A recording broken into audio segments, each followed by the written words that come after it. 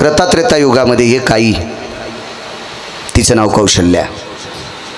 द्वापार युगात देवाला 2 आई. जिनं जन्म दिलाय गोपालकृष्णाला, जिनं जन्म दिलाय ती कोणती आई? देवकी. आणि जिनं सांभाळ केलाय माऊली दादा, ती यशोदा. 3 आई. मला सांगा, 7व्या अवतारात जिनं जन्म दिलाय ती कौशल्या, 8व्या अवतारात जिनं जन्म दिलाय ती देवकी, पण 11 वर्ष 53 दिवस जिनं सांभाळलंय ती यशोदा. या 3 आई आता. पण या 3 आईपेक्षा पुराण ज्यांचं कौतुक करते अशी एक 4थी जगाची आई जन्माला आली. ऐका पुढे.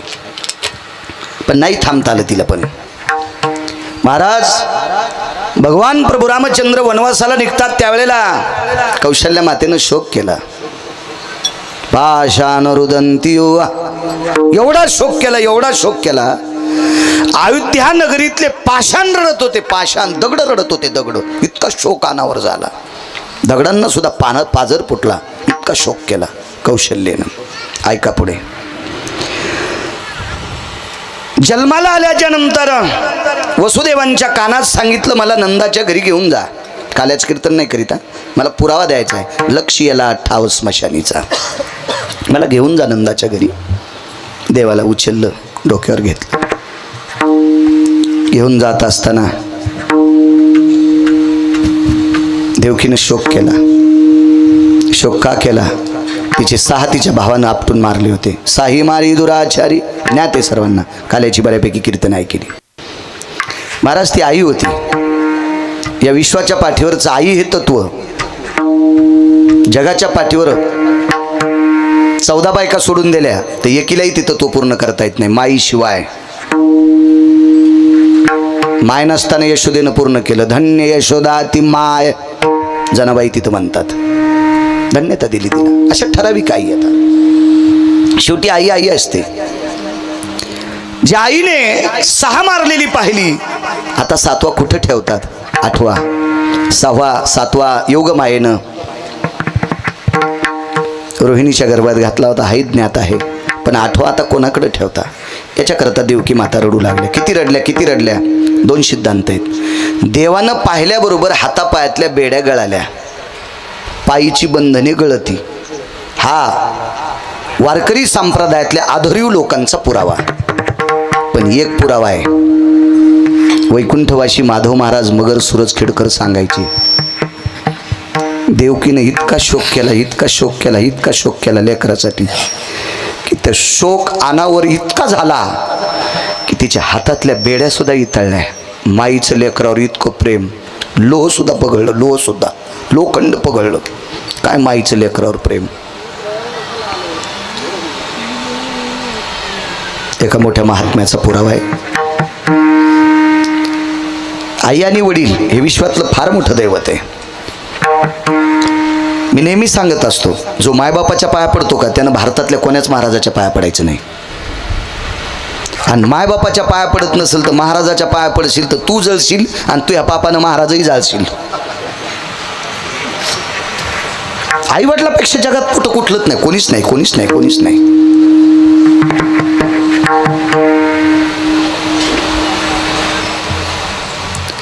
जिच्या कपाळावर कुंकू आहे ना तिने एकदा मालकाचं दर्शन घ्यायचं. भारतातला कुठलाही कीर्तनकार आला त्याच्या नाही पडली तरी तुला पाप नाही. पण नवऱ्याच्या न पडता भारतातल्या सगळ्या कीर्तनकाराच्या पडलीस तरी तुला पाप आहे, तरी तुला पाप. भारतातल्या सगळ्या कीर्तनकाराच्या जरी पडली आणि नवऱ्याच्या पाया नाही पडली तरी पाप. आणि कोण्याच महाराजाच्या नाही पडली आणि फक्त नवऱ्याच्या पाया पडली, ताकद तिची देवा.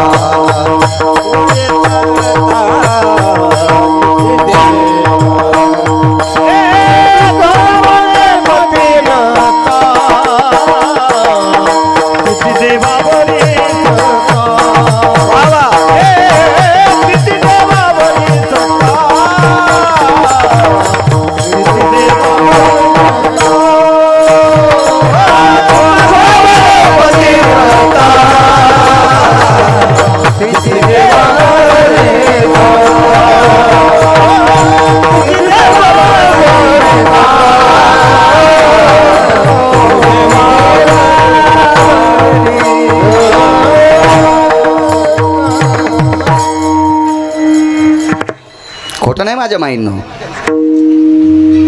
तुम्हाला कडक वाटत असेल, ठीक. गावकऱ्यांना सांगताना पुन्हा गिरगावकर आणू नका. काय करताल याच्या पलीकड? तुम्हाला 30 गाव पठ्याल 36 गाव, मी पण मागं लागे नाही. तुम्हाला पटेल असं कीर्तन नाही, मालकाला पटेल असं कीर्तन. हो, नवऱ्याला कधीच नीट बोलत नाही. महाराजाचे पाय दुधान धुवाली, तू या अंगावर भिताड पडन, तुला घरात फुकून द्यावं लागन, घरात तुला मसन वाट्यात न्याचं काम पडणार नाही. हल्ली महाराजाचे पाय धुवाला. हे महाराज लय चांगलं करते. त्याचा बाप बिन पाण्याची पितून ते तू काय नीट करणार आहे? विढाला विढाला विढाला.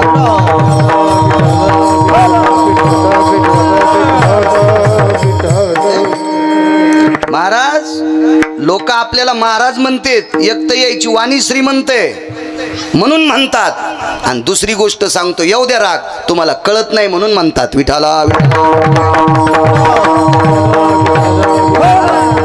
आम्ही महाराज नाहीतच, ह्या लेकरांना या मंदिरातले शिकवणारी जशी शिक्षक आहेत तशी ज्ञानोबाराय तुकोबारायचं चिंतन तुमच्या पुढे मांडणारी आम्ही सुद्धा एक शिक्षक आहोत.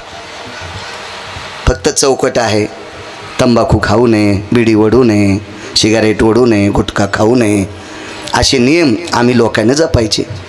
हो, पक्वात वाजिता वाजितात तंबाखू खातून. अशा भडव्याला पाकिट देणाऱ्याच्या घराला कुलूप लागन. विठाला विठाला विठाला. मला काय म्हणलं?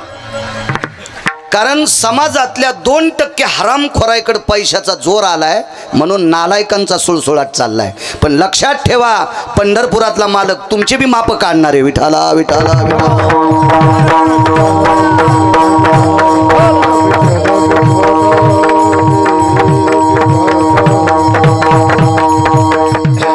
चला, आईवडला इतकं दैवत कुठलंच मोठं नाही, फार मोठं नाविन्य. आई रडत होती. रामचंद्र वनवासाला गेले. शोक केला कौशल्यानं. पुराण सांगतं, 4थ्या दिवशी कौशल्या माता जेवल्या. ज्या दिवशी राम वनवासाला गेले त्या दिवशी नाही जेवल्या. दुसऱ्या दिवशी झोपून राहिल्या, स्नान केलं झोपून राहिल्या. तिसऱ्या दिवशी स्नान केलं झोपून राहिल्या. 4थ्या दिवशी एका व्यक्तीने विनंती केली. त्या व्यक्तीचं नाव होतं सुमंत. आईसाहेब, बघा भरताकडे, शत्रुघ्नाकडे, चुकून बोललो.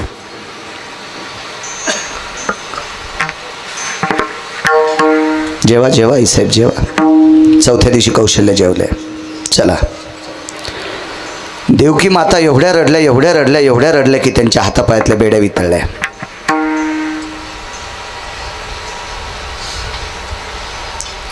तीही देवकी माता कृष्ण वाटे लावल्याच्या नंतर एके दिवशी जेवल्या. बघा पुढचा तिसरा प्रकार, लक्ष याला ठाव स्मशानीचा सांगतोय. यशोदा मातेनं 11 वर्ष 53 दिवस कृष्णाची सेवा केली, दादाची सेवा केली, बलराम दादाची. जगाचे मालक कृष्ण भगवान यांची सेवा केली. आकरून नेण्यासाठी आले. रथात भगवान बसले. पुन्हा एकदा बोलवलं. एकदा हाताने देवाला जेवू घातलं. दुधाची जेवढी पदार्थ आहेत तेवढ्यावर पाणी फिरिलं. संकल्प सोडा, जोपर्यंत प्राण जीव श्वास घेतोय तोपर्यंत दुधाचे पदार्थ खाणार नाही. यशोदेनं तोपर्यंत दुधाचे पदार्थ खाणार नाही. शरीर खाली पडेपर्यंत पुन्हा कृष्ण वाड्याच्या बाहेर पडल्यावर दुधाची पदार्थ खाल्ली नाही. सामान्य शोक आहे, सामान्य त्याग आहे. तिन्ही आई साध्या आहेत का? तिन्ही आईनं अत्यंत त्यागाचं प्रतीक आहेत. खूप शोक केला, पण एकीनं पण रामासाठी कृष्णासाठी प्राण नाही सोडला. कौशल्या 4थ्या दिवसपर्यंत शोक केला. 4थ्या दिवशी जेवायला बसल्या. देवकीनं शोक केला, जेवायला बसल्या. यशोदा मातेनं दुधाचा त्याग केला, बाकीचे पदार्थ जेवायला सुरुवात केली. एक आई सांगू तुम्हाला, महाराज विटेवरचे मालक मर्यादा पुरुषोत्तम रामचंद्र वनवासात असताना तिने हाक मारली. त्या आईचं नाव आहे शबरी. शबरीच्या आश्रमावर जगाचा बाप केला. बसायला स्फटिकाची शिळा टाकली. कुठं तिचे इथं गालीचे होते, स्फटिकाच्या शिळेवर बसले. देवा पाय धुते तुमचे. एका मडक्यात पाणी होतं, पण त्याच्यात हात बुडिल्याबरोबर मडक्यातलं पाणी थंड लागलं. आणि थकून आलेल्या माणसाला, दिवसभर रानात काम करून आलेल्या माणसाला त्याची शहाणी बायको, त्याची सात्विक बायको, त्याची तात्विक बायको, त्याची भाग्यवान बायको कोमट पाणी नवऱ्याला हातपाय धुवायला देत होती. पण इतक्या पदव्या तिला पाहिजे. हो, काम करून आलेल्या माणसाचे हातपाय कोमट पाण्यानं धुतले की त्याचा शिनभाग 25% कमी होत होता. म्हणून शेतातून काम करून आलेल्या माणसाला हातपाय धुवायला सात्विक बायको गरम पाणी देत होती. वाक्य नीट ऐका. सात्विक, कर्कश नाही. कर्कशे संगती, आहा कर्कशे संगती, कर्कशे संगती, दुःख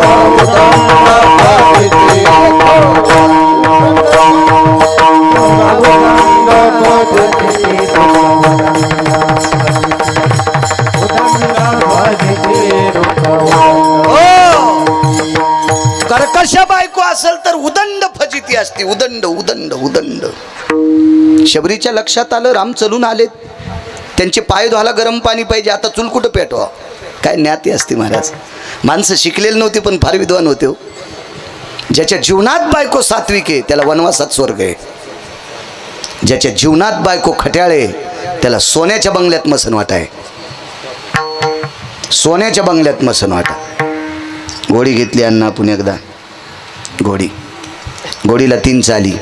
पहिली चाल, दुसरी चाल, तिसरी चाल. तिसरी चाल 55च्या स्पीडनं घोडी पळायची.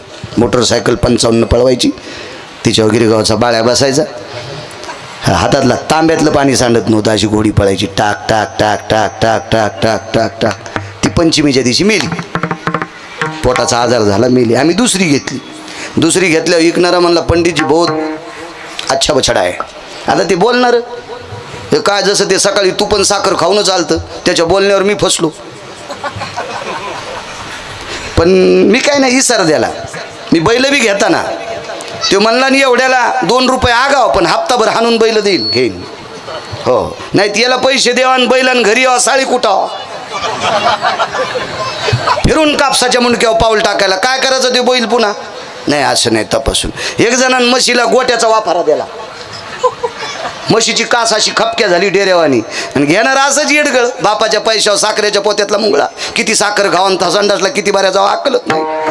बापाचे पैसे आणले, मसड घ्यायला बाजारात गेला कोकण्या. आणि ते म्हणलं, या म्हशीची कास लय मोठी आहे, हीच घ्यायची. घरी नेल्यावर चिलीम भर दूध नाही दिलं तिनं. हो, नाही म्हणले, मी लय खपकी आणली होती. म्हणलं हे प्रदर्शनमध्ये मांडायच्या कामे, हे दूध नाही देत. हो, मग त्यानं मला सांगितलं, महाराज असं आहे तसं आहे, आमके तमके. म्हणलं काय हरकत नाही, तुम्ही ठरल्यापेक्षा 10-5 रुपये इनाम देईल, पण घोडी बसून पाहिजे. पहिली चाल, दुसरी चाल, तिसरी चाल, 3 चाली गोड. जमलं म्हणलो. पण त्याला करार द्यायचा होता 8व्या दिवशी पैसे. त्याच्या आधी एक दिवशी शेतात गेलो. घोडीला 3 चाली चांगल्या होत्या, पण एक चालले खराब. आखडी तरी लोंबकळलेल्या बोरी खालून जात होती. हो, लगामानं होटाळीतून रक्त आलं तरी लोंबकळलेल्या बोरी खालून गेली. मला उडी टाकता आली म्हणून जमलं. तेव्हा अपघात झालेला नव्हता. नाही तर तेव्हा मोळ थुत्तरवर बळडा असतं. प्लॅस्टिक सर्जरी करावं लागली असती गिरगाव करायला. लोंबकळलेली ती बोरी खालून जात होती. त्याला म्हणलं, तुला इसार द्यायला ते तुलाच राहू दे, आणि टेम्पून आणून घालायचे पैसे बी महेच जाऊ दे, पण घोडी तुलाच राहू दे. वैकुंठवासी बापसाहेब मालक म्हणायचे, आंधळ घोडीशी पायंदळ भाला, आंधळ घोडीशी पायंदळ भाला ना, अवकुसळ बायकोशी रानका भाला. विठाला विठाला.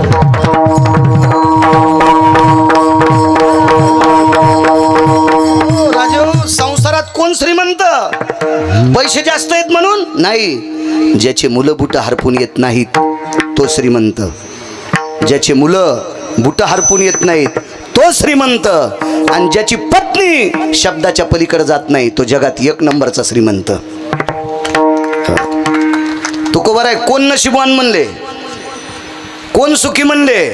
ज्याची भाज ऐकण्यात आहे, ज्याची बायको शब्द म्हणला ते मानी भरताराची बोली. तुकोबर आहे म्हणले तो धन्य. ज्याची स्वाधीन, क्या बात आहे. परमार्थ तयासीच घडे रे, ज्याची स्वाधीन भाज रे. अरे आलेले पाहुणे त्यांनीच घरी नेवा, ज्याची बायको ऐकती त्यानं रे. हा, हो हो हो. मग मी त्याच लोकांचं सांगून ऐकून कीर्तनकार झालोय. मी भंगिऱ्याचं ऐकून कीर्तन नाही करीत. असे तर लय नदीला लोळायलेत. विठाला विठाला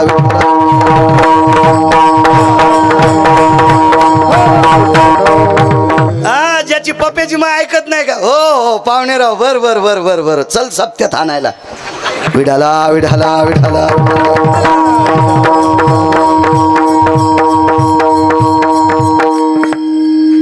आश्रमावर आले. स्फटिकाच्या शेळीवर बसले मालक. पाण्यात हात बुडीला इथपर्यंत आलतो ना, पाणी गार लागलं. मालक चलून आलेत. रामकाका चलून आलेले देवाचे पाय गरम पाण्यानं धुवा. आता चूल कुठं पेटवा. पाणी गरम येते, ते अश्रूतून येते. अश्रू दोन आहेत, एक आनंद अश्रू आहेत आणि एक दुःख अश्रू आहे. आपल्या जीवनात न सहन होणारी घटना घडली, माणूस रडतो, त्याला दुःख अश्रू म्हणतात. आणि अघटित एक नाविन्यपूर्ण घटना घडली, ते आनंद अश्रू डोळ्यातून येत असतात. ते आनंद अश्रू शबरी एका झोपडीत राहणाऱ्या बाईच्या घरी जगाचा बाप येतोय. आम्ही इथून इथपर्यंत गंध लावायला होतो, अजून स्वप्नात नाही.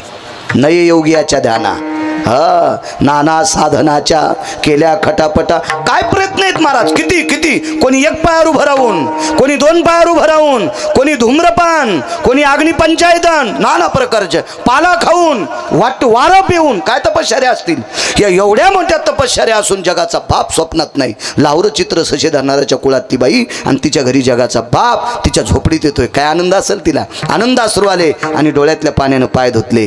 पाय धुतले. पाय धुतल्याबरोबर पाणी कोमट पडत होतं. डोळ्यातलं पाणी कोमट असते, ते पडत होतं, पण पांढरं असते. पण पांढरं पाणी पायाला घासून पुन्हा लाल पडत होतं. शबरीने विचार केला, डोळ्यातलं पाणी पांढरे लाल कसं. वाकून पाहिलं तर देवाच्या तळपायाला जखमा होत्या. जखमा होत्या. ऐका, कौशल्या सांगितली, देवकी सांगितली आणि यशोदा माय सांगितल्या. तिन्ही आईचं देवावर किती प्रेम सांगितलं. चौथ्या आईचं ऐका ना. शोक केला यांनी. पण ज्या वेळेला शबरीने विश्वाच्या मालकाच्या जखमा पाहिल्या आणि एकच मनात विचार केला, देवा देवा रे, हे देवा, अरे कोणाला पाय द्यायचेत का न द्यायचेत हे तुझ्या हातात आहे रे. बुट चपलं तर लांबचा विषय. अरे पाय द्यायचेत का न द्यायचेत हे तुझ्या हाताचा प्रश्न आहे रे देवा. बूट चप्पल तर लांबचा विषय आहे, पण विश्वाला पाय द्यायचेत का न द्यायचे ते तुझ्या हातात असताना तुझ्या पायाला जखमा कशा रे देवा. विटेवरच्या मालकाला प्रश्न केला. शबरीला सांगितलं, माझी माय, मी वडिलांच्या आज्ञेकरता, पितृ आज्ञेकरता 14 वर्षाचा वनवास बिना चपलाचा. अंतकरण तुटलं. विश्व ज्याच्या ताब्यात आहे त्या जगाच्या मालकाच्या पायाला किती जखमा होत्यात. सहनच झालं नाही. तेचे येणे जाणे खुंटले आणि त्याच्या पायावर देह ठेवला. आता या तिघीपेक्षा ही श्रेष्ठ का याच्यापेक्षा या तिघी श्रेष्ठ. या तिघीपेक्षा शबरी श्रेष्ठ. महाराज जन्म जरी दिला असेल पण शोक केला, प्राण नाही दिला.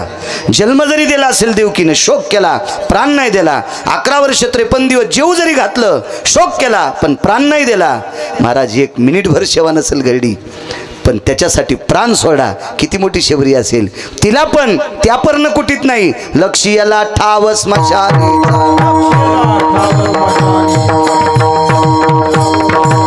झाला प्रेतरूप शरीराचा भाव, झाला प्रेतरूप शरीराचा भाव, झाला प्रेतरूप शरीराचा भाव, झाला प्रेतरूप शरीराचा भाव.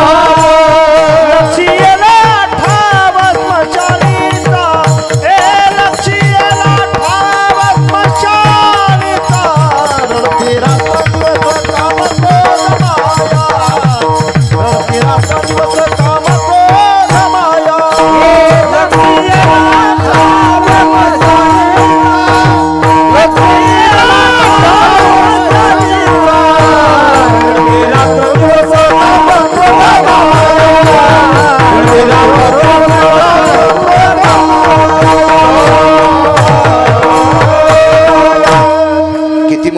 सज्जनांनो, किती मोठी शबरी. एक 10 मिनिटात पुरावा सांगतो, मग आपण फुलं टाकू. फुलाचं टोपलं आणा, सगळ्यांना फुलं वाटा. चक्रवेन नावाचा एक राजा होऊन गेला. मागे एका कीर्तनाला होते तुम्ही, मी तिथं चरित्र सांगितलं होतं, पुन्हा आज सांगतोय. राजा कोणाला म्हणायचं. माझ्या वाचनात 5 राजे आहेत. आतांच्या राजांना भाऊ नाव ठेवतोय असं मुळीच नाही.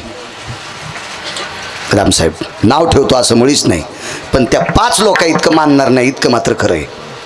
ते 5च होते.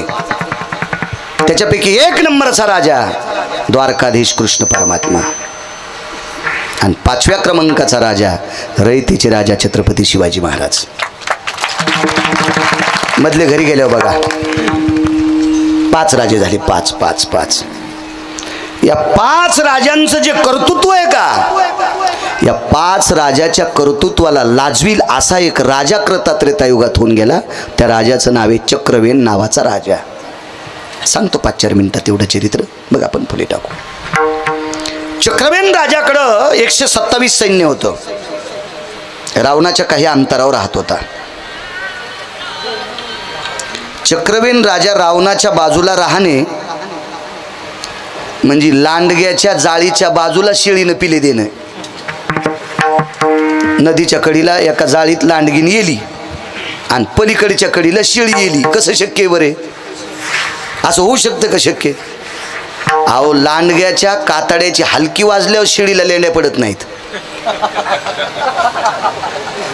ओरिजिनल शेतकरी आहे मी.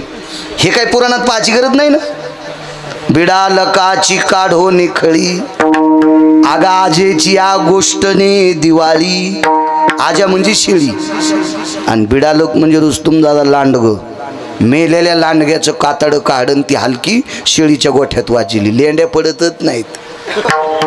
मग मेलेल्या लांडग्याच्या कातड्याचा आवाज ऐकल्यावर शेळीला संडास लागती. तर जिवंत लांडगं पाहिल्यावर ती म्हणीन का, घालीन लोटांगण वंदीन चरण डोळ्यान पाहिन रूप लांडगं येते. महाराज लांडग्याच्या बाजूला राहून आपल्या पिलांना जन्म देवा हा शेळीचा जितका पुरुषार्थ, तितका रावणाच्या बाजूला 127 सैन्य घेऊन राज्य स्थापन करणं सामान्य पुरुषार्थ असेल चक्रवेनाचा. त्याचं नाव आहे चक्रवेन. रावणाला एके दिवशी खपलं नाही आणि रावण त्याला जयपत्र मागायला गेला. पण तो माणूसच होता. जयपत्र मागायला गेले, काही हिरीवर हातपाय धुतले. रावणा कोण द्याले पाणी? असं रावण त्याच्या घरचा मोठा. चक्रवेनाच्या नगरीत रावणाला काय किंमत आहे? जो ज्याचं त्याचं अस्तित्व जागेवर असतंय. एका बाईला विचारलं, बाई कोण राजा? राजाधिराज चक्रवेन महाराज. 60 वर्षाची बाई म्हणली, राजाधिराज चक्रवेन महाराज. बाई मी त्याला जयपत्र मागण्यासाठी आलोय. आणि बाई म्हणली, आमच्या राजांना नाही दिलं तर मारीन. मारून पाय म्हणली. तशीच घागरी रिवटुलीन गावात सगळ्या बायाला सांगितलं, ए चला ग 10 तोंडाचं आलंय रावणाला मारा, आपल्या राजाला मारायला. सगळ्या बायकांनी काठ्या घेतल्या, धिलप्या घेतल्या, तलवारी होत्या का, बाणं होते का, पिस्तुलं होते का, बंदुकी होत्या, काहीच नव्हतं. गज होते, काही नाही. लाकडं घेतली आडव्या. रावणाने एकच विचारलं, 1 नंबरला तुम्ही, 2 नंबरला तुमचे मालक, 3 नंबरला तुमचे पोरं आणि 4 नंबरला राजा तुला कशा करता? त्या म्हणल्या, तू आमच्याच्यानं मरणार आणि नाहीच मेला तर तू आम्हाला मारशील, आमच्या मालकाला मारशील, पण आम्हाला मालकाच्या नंतर मरायचं नाही, आधी मरायचोय. रावण इतक्यानंच घरला आणि बोंबलत घरी गेला. काय बायका आहेत म्हणे नगरीतल्या, मला मारण्यासाठी मालकाच्या अगोदर मरायला तयार झाल्या आणि सगळ्यात शेवटी आमचा राजा मरण म्हणे. इतकी निष्ठा राजावर. गेलं घरी. पण इतका पण आमच्या नगरीत काऊन आला म्हणून चक्रवेनाला सहन झालं नाही आणि चक्रवेन त्याच्या आजोबाच्या श्राद्धाच्या दिवशी गेला. चक्रवेन राजा आजोबाच्या श्राद्ध, लक्ष्यला ठाव स्मशानीचा सांगतोय. आजोबाच्या श्राद्धाच्या दिवशी गेला. रावणाची तर श्राद्ध होतं, सगळ्याला उलटे जाणवे त्या दिवशी. अपसव्यो यज्ञोपविता, कारण श्राद्धाच्या दिवशी कर्म करत असताना जाणव इकून नसतं, निकून असतोय. यज्ञोपवितो भवस्थिता शिष्टाचारो यद प्रेता संस्कारेण लुप्तपिंडो भयस्थितः गयाव्रजनो यति तिलांजली सकल स्थितायाम जवाद्याक्षदा यस्सर्व तिलाग्रो भयाक्षदा रक्तचंदना रक्तपुष्पाति भयो अंगुष्टादिस्नानस्ततेव च पूर्णमिद्या सर्वशास्त्रासन्मते यत्करिष्यशो यज्ञो पवितो आपसव्याय. असं ते मंत्र चालू होते तिथंच कोडचे. आता मी म्हणत नाही बरं, मला बलिदान एखादीशी हे 27 वर्षापूर्वी करीत होतो. त्यावेळेला मेमरी कार्डात डाटा झालतं म्हणून डिलीट होत नाही. मोबाईल न डिलीट होणार आहे ना, त्याच्यामुळे हे मेमरी कार्ड 600-700 GB आहे.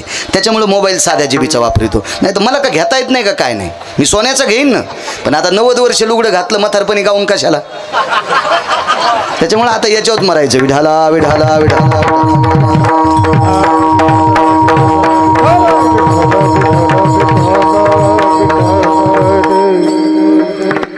पूजा चालू होती. चक्रवेनानं लंका तयार केली.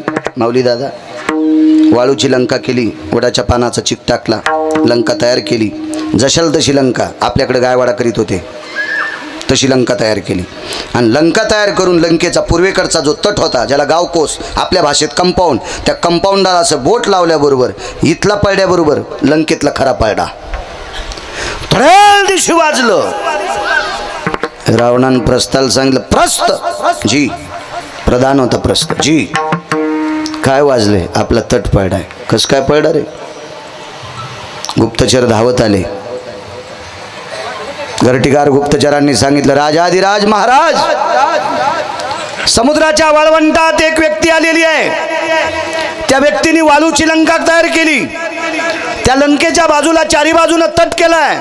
त्या तटाला स्पर्श केल्याबरोबर तो तट पडल्याबरोबर इकडचा तट पडला. आता घर पाडण्याच्या मागे प्रस्थाचं 2.25 किलोमीटर मध्ये घर होतं. काय घर असेल त्या प्रस्थाचं?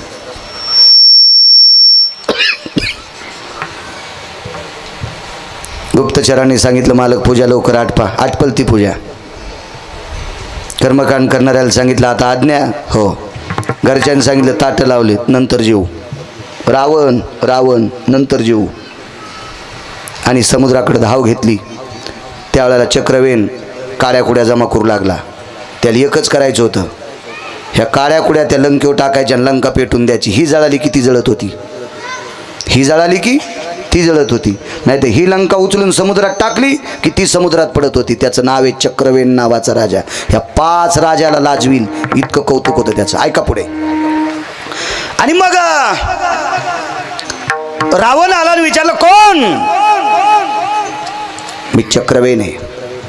कोण चक्रवेन?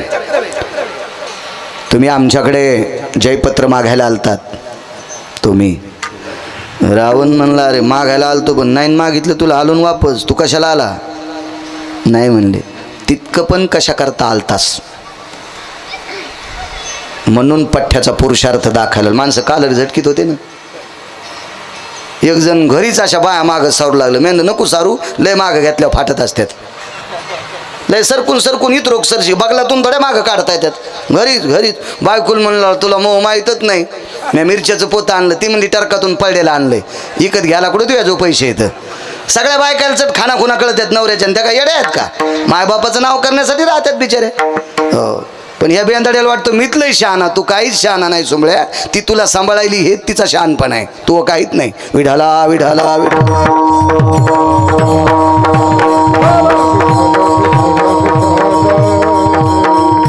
कॉलर झटकेली लंकेश.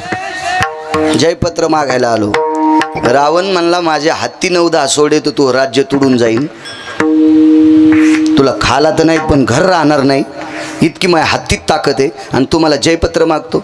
एकच सांगितलं, जयपत्र द्यायलास की नाही, नाही त्या काळीत लावतो लंकेला. हिला लावली की ती जळती. मी ह्या लंकेच्या तटाला बोट लावल्यावर तू तट पडलाय आणि हिला पेटून दिल्यावर ती जळती. नाही तर ही उचलून समुद्रात फेकली की तूही समुद्रात पडती. जयपत्र द्यायला की नाही सांग. प्रस्थान सांगितलं, मालक जरा लहानपणा घ्या. पहिल्यांदा रावण वाकला.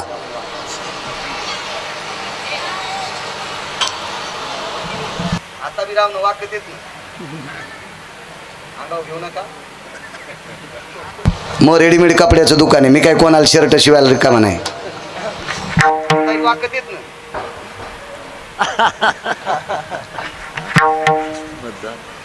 माझं मत आहे, रावणानं कायमस्वरूपी वाकलं पाहिजे. निवडून आल्यावर काच खाली केले पाहिजे. तेव्हा जनता त्यांना गोड बोलत असते. हो, असं नाही. पहिल्यांदा रावण वाकला. पहिल्यांदा. नुसता वाकला नाही, गुडघे टेकले आणि चक्रवेनाला प्रणाम केला. प्रस्थाला सांगितलं, काय लिहायचं लिहि रे बाबा, मी मुद्रा मारतो. आणि जयपत्र कुटुळे दादा देऊन टाकलं. रावणाने एक प्रश्न केला, चक्रवेन, इथल्या प्रतिकृतीला बोट लावल्यावर लंकेतलं खरं कंपाऊंड पडतंय. कंपाऊंड शब्द सगळ्यांना कळतून तट काय कळणार आहे? गावकोस तर कसाच कळायचा नाही. कारण सगळे हे बाकीचे भंगारी शब्द डोक्यावर घेतल्यामुळे आपले शब्द गेले ना.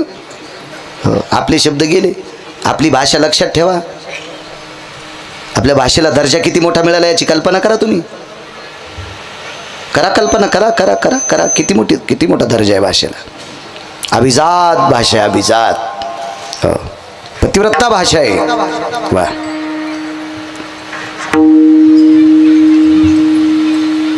या तटाला हात लावल्यावर तो तट पडतोय. या लंकेवर इस्तू टाकल्यावर ती जळती, ही लंका उचलून टाकल्यावर ती पडती. घरं कोणाकोणाची पडतील? चक्रवेनानं सांगितलं एक सोडून सगळ्याचे पडतील. ते फक्त बिभीषणाचं होतं. ते बिभीषणाचं वारकऱ्याचं घर होतं. वारकऱ्याला जातीचं संबंध नाही. वारकरी संप्रदायात मुसलमान सुद्धा. सज्जन नावाचा खाटीक कोण होता? मुसलमान. खाटकाचा धंदा काय असतो? फुलं विकायचा का? कांदे विकायचा? सफरचंद विकायचा? मांस शिकायचा? पण महाराज तो सज्जन नावाचा खाटीक मुसलमान जरी होता पण इमानदारीनं वागत होता, म्हणून माझ्या ज्ञानोबाराय तुकोबारायने हृदयात घेतला. इकू लागे मास पंढरपुरातल्या मालकानं अंतकरणात घेतला. हो, यातायाती धर्म नाही विष्णुदासा, निर्णय तो ऐसा वेदशास्त्री. या संप्रदायात फक्त चांगलं वागणाऱ्याला किंमत आहे, कोण्या जातीचा संबंध नाही. महाराज गंगाखेडच्या मालकीन काय गोड बोलल्या, हो का उत्तम चांडाळ आणि त्याची पायी माझे कपाळ. उत्तम कुळातला आहे का चांडाळ कुळातला आहे, पण वारकरी आहे ना, त्याच्या पायावर माझं कपाळ. पंढरीचे वारकरी त्यांचे पाय माझे श्री.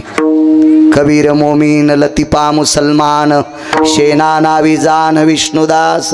महाराज या संप्रदायाचं ब्रीद आहे सगळ्यात चांगल्या लोकांना घेऊन जाणं, हा वारकरी संप्रदाय.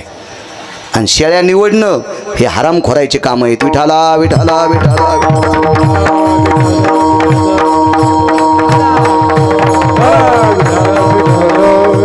तत्व या संप्रदायाचं. किती मोठं तत्व आहे.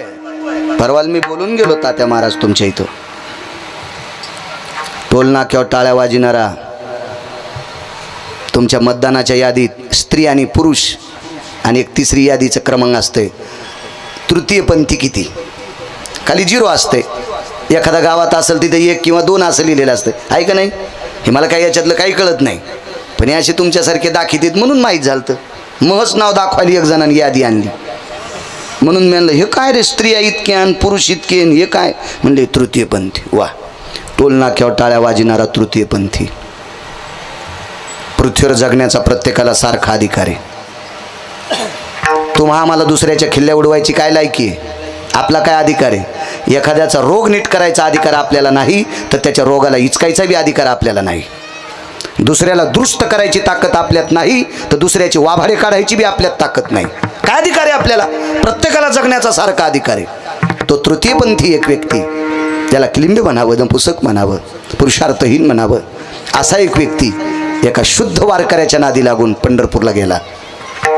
आणि पंढरपूरला गेल्यावर चंद्रभागेचं स्नान केलं, विटेवरच्या मालकाचं दर्शन घेतलं, पुंडलिक रायाच्या कळसाचं दर्शन घेतलं, नगर प्रदक्षिणा केली आणि तिथून पुढं भजन म्हणायला सुरुवात केली.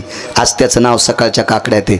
कानो पात्रा खोदू पिंजारी तो दादू भजनी आभेदू हरीचे पायी. जगातला एकही महाराज त्याचं नाव काढू शकत नाही. भाऊ का? पंढरपुरातल्या मालकानं आपलासा केलाय. कोण आहे? कोण? रामकाका. तो तृतीयपंथी आहे.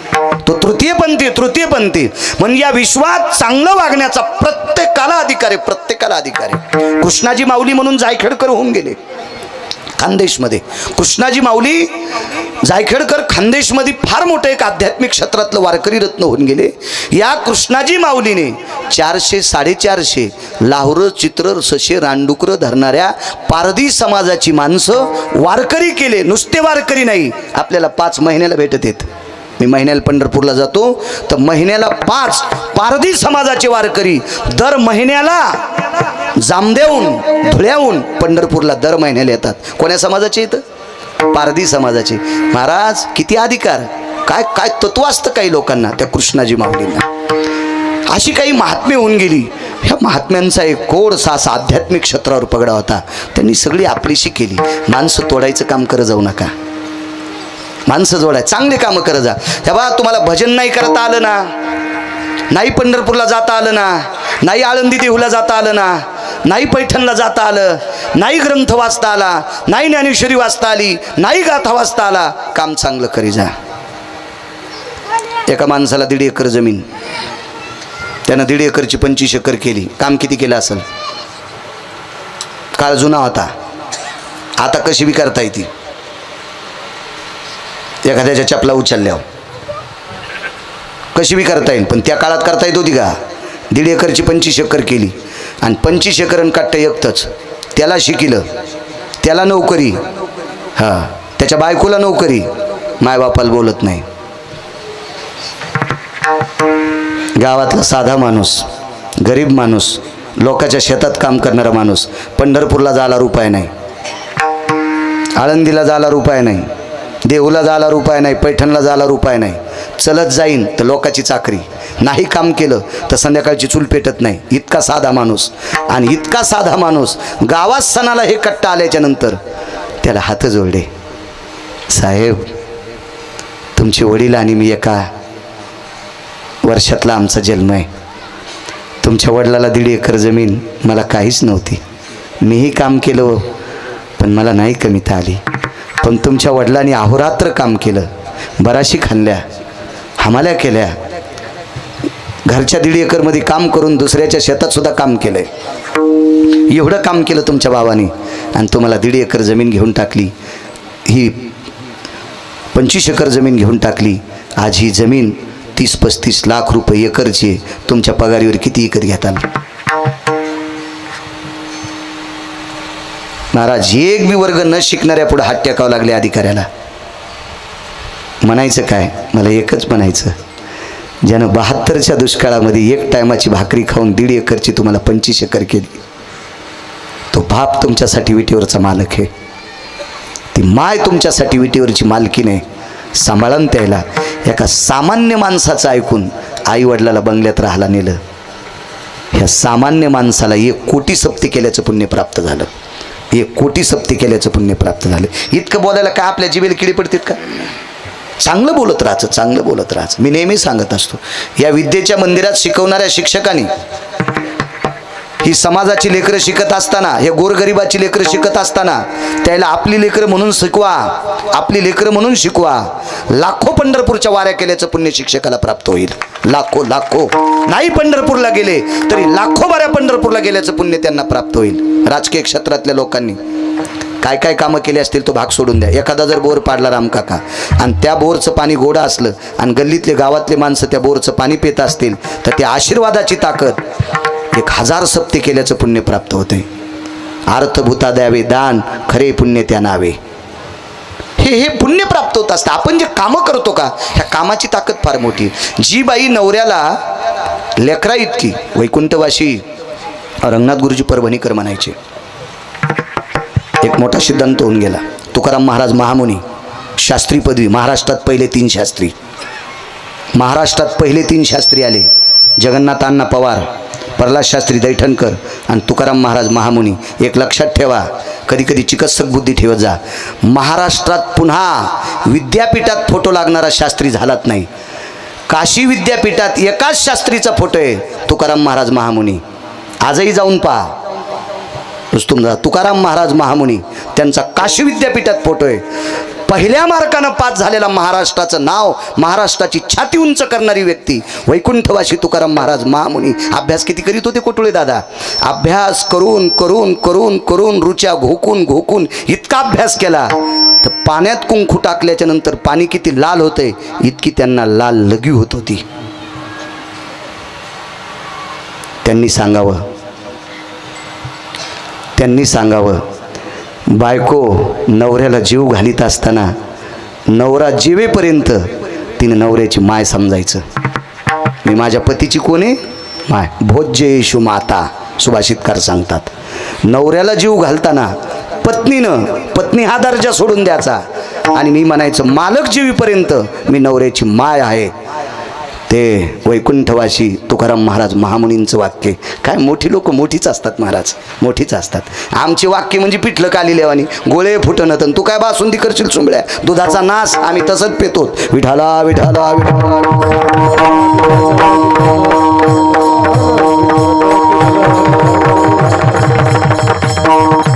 दर्जेदार लोकांचं ऐकून परमार्थात पडायचं. दर्जेदार भंगारायचं नाही.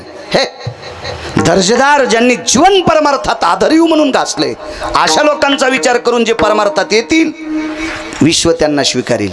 या बा विश्व तर कोणालाही स्वीकारते. इथं बाजूला जर तमाशा लावला तर याच्यातले सगळे तमाशात पण जातील.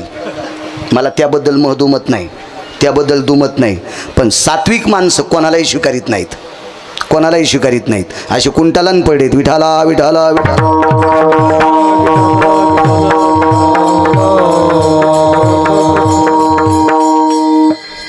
चक्रवेन नावाचा राजा आहे. इथपर्यंत आलतो ना. रावणानं प्रश्न केला, माझ्या या प्रतिकृतीला हात लावल्याच्या नंतर माझी लंका समुद्रात पडते, याचं कारण काय? काय सांगावं चक्रवेनानं? चक्रवेनानं एकच सांगितलं, माझ्या बापदाद्याने मला करून ठेवलेली जमीन भूखंड, त्याच्यात गहू ज्वारी तांदूळ भात काय होईल ते माझ्या संसारासाठी वापरतो. आणि जनतेसाठी प्राप्त झालेला राज्याचा कर, जनतेसाठी प्राप्त झालेला राज्याचा कर मी फक्त जनतेसाठीच वापरतो. त्याच्यातला तिळा इतका सुद्धा स्वतःसाठी वापरला नाही. म्हणून पृथ्वीची माझ्यावर कृपा झाली. मी जे हातात केलं ते होते त्याला करतल म्हणतात. करतल करतल. आणि हे माझ्यावर प्राप्त होते. 9 लोकांपैकी 1 नंबरचा तो आणि 2 नंबरचा धर्मराजा झाला माऊलीदादा. हा की ज्याच्या रथाची चाकं घासू नये म्हणून पृथ्वी ज्याचा रथ आधार धरत होती, हा चक्रवेन नावाचा राजा जनतेचा तीळ सुद्धा खाल्ला नाही. ह्या 5 राजांना ज्याचा हेवा वाटावा त्याला चक्रवेन नावाचा राजा म्हणतात. तुम्ही रामायणात शोधायचंच नाही, हे दुसऱ्या पुराणात पाहायचा. हो, असं एखाद्या वेळेस गेल्यावर व्हाचं, बाळू महाराज कशातलं सांगायला, मी काही तुरीच्या पाट्यातलं सांगत नाही. पाहुणी ग्रंथ करावे कीर्तन, कारण तुम्ही प्रेमळ आत्माला मानतात. पण एखादा तरी खतरा भेटन ना, बाळू कशात लिहिलेलं आहे? आधारा वाचोनी काय सांगशी कहाणी. हा चक्रवेन राजा या 5 राजांना हेवा वाटेल इतकं गोड वागला. रावणाला गुडघे टेकून नमस्कार करावं लागले, तरी पण त्या चक्रवेन राजाला काढावंच लागलं. लक्ष्याला ठाव स्मशान.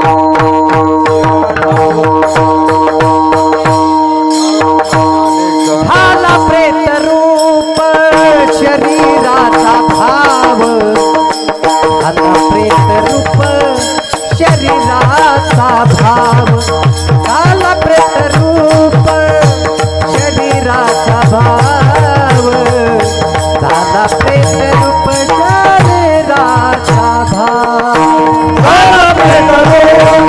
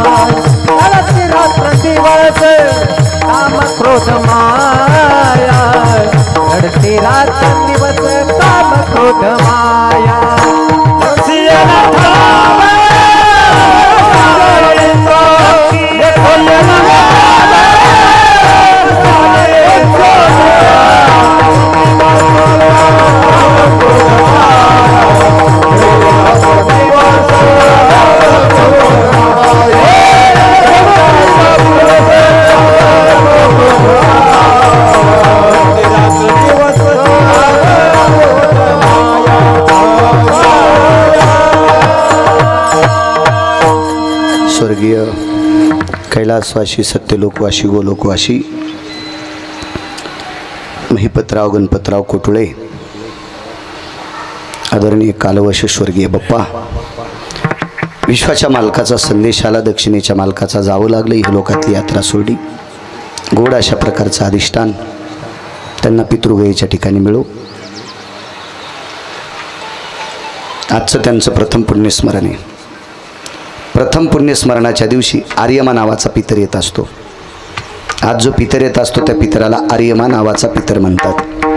तो कालच्या रात्री शिवेवर होते. आज सूर्योदय झाल्याच्या नंतर आर्यमा नावाचा पितर चिंचवण गावामध्ये प्रवेश केला आणि आर्यमा नावाच्या पितरांनी आदरणीय स्वर्गीय बाप्पांना आपल्यात संलग्न करून घेतलं. आज संलग्न केल्याच्या नंतर आर्यमा नावाचे पितर एका अस्तुभात नावाच्या पवित्र ठिकाणी घेऊन जात असतात. तिथं नेल्याच्या नंतर त्याला 9 प्रकारची नावं आहेत, अजून काही नावं आहेत. त्या स्थळावर नेत असतात. तिथं चित्र आणि गुप्त दोघाला आमंत्रित करत असतात. चित्रगुप्त आमंत्रित करून यांचा लेखाजोखा जो बायोडाटा आहे बाप्पांचा तो समोर सादर केला जातो आणि त्यानुसार आर्यमा नावाचे पितर यमधर्माची स्वाक्षरी घेऊन बाप्पांना पुढच्या जन्मात देत असतात. जीर्ण सांडिजे नूतन वेढीजे उपजे ते नाशे नाशिले ते पुनरपी दिशे हे घटिका यंत्र जैसे परिभ्रमेगा आज मृत्यू पावला दुसऱ्या दिवशी पेटवला तिसऱ्या दिवशी जन्म भेटला असं कुठं नसतं असं नसतं हे येडेपण आहे माणूस माती करून आले की पीठ नाही तर राख ठेवतेत त्याच्यावर वाटी फिरितेत तिथं दिवा लावतेत त्याच्यावर टोपलं झाकतेत एक किडू गेलं की बाया म्हणतात बाई सर्पाच्या जन्माला गेले असं नसतं मंजुळा तुझ्या मनावर नसतंय काय शास्त्र पुराण तू थोडं लिहिलंस असं नसतं बाई असं नसतं 1 वर्ष संवत्सर प्रतिपदेच्या अस्तित कालामध्ये आर्यमा नावाचे पितर येत असतात आणि आर्यमा नावाचे पितर मग त्या व्यक्तीला आपल्यात विलीन करून पुढच्या जन्माचा गोड अशा प्रकारची सद्गती गोड प्रकारचं अधिष्ठान आदरणीय स्वर्गीय बाप्पांना प्राप्त हो शरीरानं जरी गेले असतील ते कुटुळे कुटुंबातील तरी आशीर्वादाच्या रूपानं कायमस्वरूपी या कुटुळे परिवारावर कायमस्वरूपी आशीर्वादाच्या रूपानं ते राहत राहावा तुका म्हणे पितृ आशीर्वाद देती कल्याण विच्छिती तया कुळा स्वर्गीय ज्ञानसूर्य ज्ञानभास्कर गुरुवर्य वक्ते बाबा म्हणायचे पितृदेव आशीर्वाद देत असतात तुम्ही लक्षात ठेवा क्षेत्र कुठलंही असू द्या तुम्हाला जर उंच जायचं असेल तर तुमच्या पितरांचा आशीर्वाद लागतो मला असा गर्व होता मी फार पाठांतर करतो मला नाद होता वाचवायचा मला मेमरी कार्ड बी चांगलं दिले ह्या उसाच्या ट्रॅक्टरमधले गाणी कडवे ऐकू मला 200-400 कडवे पाठ येतं मी काय गाड्या थांबून थोडीच ऐकले पण चालता मेमरी कार्ड चांगलं आहे ते चांगलं आहे मेमरी कार्ड त्याच्यामुळं मला असं वाटत होतं मी अभ्यासामुळं महाराष्ट्रात फिरत असेल नाही मला एका व्यक्तीनं सांगितलं बाळू महाराज अभ्यास बरीच लोक करतात पण तुमच्या कुळातल्या एखादी म्हातारी असेल तिनं कोणाला तांबर पाणी दिलं असेल तिचा आशीर्वाद तुमच्यावर पडला असेल आणि त्या आशीर्वादाच्या बळानं 5189 गावं महाराष्ट्रातली पूर्ण झालेत तुमचं गाव 13 वर्षापूर्वीच लिहिलं पुन्हा नाही लिहायचं काम 13 वर्षापूर्वी एक मंदिरात कीर्तन झालं अभंगही ध्यानात नंतर पुन्हा तुम्ही रामकाका आणलं तोही अभंग ध्यानात तुम्ही आणलं एकदा तोही अभंग ध्यानात 13 वर्षापूर्वी लिहिलं असे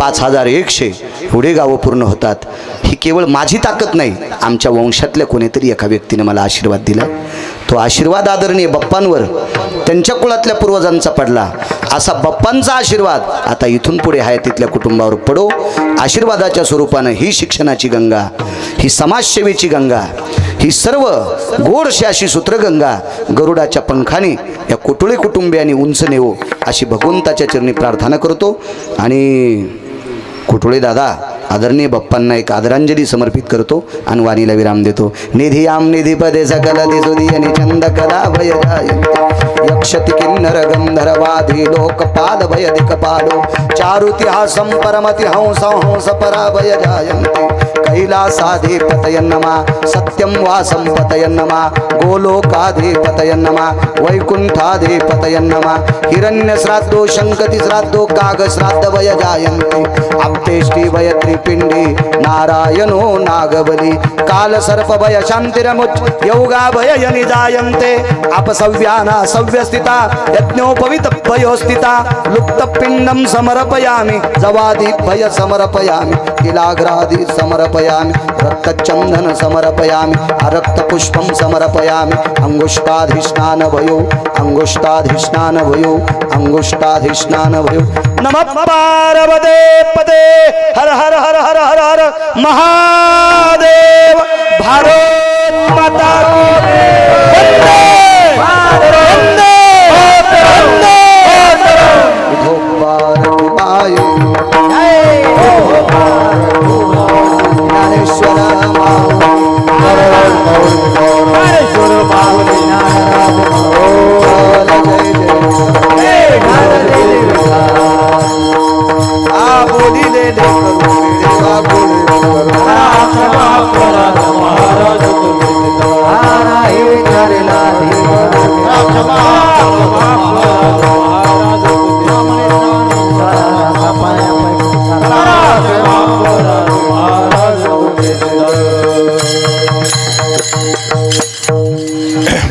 शांत रहा